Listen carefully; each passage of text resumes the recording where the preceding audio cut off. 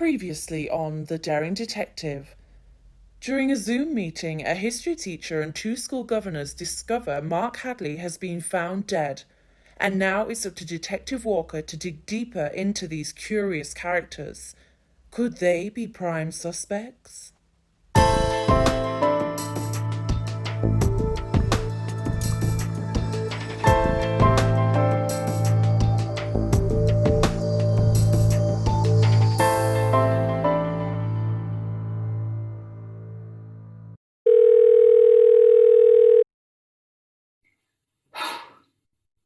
My name is Detective Adriana. My name is Detective Walker. My name's Detective Adriana Walker. My name is Detective Adriana Walker. Hello, Mr. Fawcett. Hi, I'm Walker Adriana. I am Detective Adriana Walker. How are you this evening? Very well, thank you, Detective. Good. And Miss Harrington, hello, how are you? Well, I'm not happy to be here because I have nothing to do with this and this is a complete waste of my time. Right. And Mr. Benson, hello. Hello. Detective Walker. Nice to meet you. Hi. Okay, so thank you very much, everyone, for coming. You are all under suspicion today of the murder of Mark Hadley. Now, I will be revealing some more information as we go on. It's important for me to ask these questions, and it's important for you to be as honest as possible. There's nothing, we'll just carry on. Okay. So, Mr. Benson, I'll start with you. You seem to have the closest professional relationship with Mr. Hadley as a humanities teacher. Would you mind elaborating on the nature of your relationship? Yes. Mr. Hadley was my boss in a way. He was head of humanities. He'd been working at the school for about a year and a half, I'd say. And yes, we would talk a lot about various subjects together. So we knew each other quite well. Thank you, Mr. Benson. And Miss Harrington, could you talk about your relationship with Mr. Hadley? Well, we had a very brief relationship many years ago. It was mostly business related, and I must say recently he did say a few comments about me and my business, but I won't elaborate on that any further. Were they, sorry, I must ask, were they nice or Oh no, absolutely not. But Right. none of them true, I must say. May have to ask that later. Mr. Fawcett, what about you and Mr. Mark Hadley? Well, Mark was my best friend. He was a wonderful man. We were very, very fond of each other, and I can't believe that he's gone. I do offer my condolences to all of you. Just to double check, Mr. Fawcett, so what was your relationship like to Mark's wife, Alice? Mark's wife, Alice. Well, as any relationship between a best friend and his wife might be, we often went on holiday together, the three of us. I have a villa in France that they would come across and join me. We went out on social occasions, but Alice was Mark's wife, and that's all really. Right, thank you. So I'm sure you're all eager to know more about this tragic death. The case was found from the autopsy. The case of death was poisoning, and the poison was very slow acting, but his last meal seemed to have been his lunch.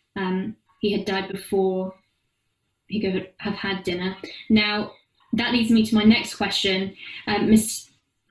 Fawcett, where were you on the lunchtime?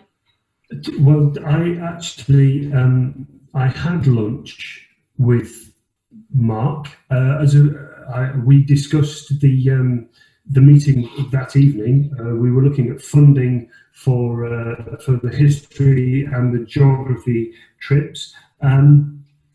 Yes, so I saw him at lunchtime, and I said goodbye and I went back to the office, and that's the last time I saw him. Right. And Mr. Benson, whereabouts were you? Lunchtime. So I was actually in my classroom. I was doing some marking for my 7th year's American Civil War. Actually, I was doing some of Mark's marking, pun the pun, as well. Yeah, he would sometimes, give me some of his work to do if he had a little too much on. Am I correct in saying, Mr. Benson, that your classroom is the closest one to the lunch hall? Yes, that's right. All of humanities is just next to the lunch hall. Yeah. Right. Good for a break time snack. I guess, yeah. And Miss Harrington, whereabouts were you? Well, I was not on site at lunchtime. I only popped in the morning to pick up the finance documents. Oh, right. Well, if that is the case, and it will be double-checked, then I'll need no further questioning from you, Miss. Thank you. Well, this has been an absolute waste of time.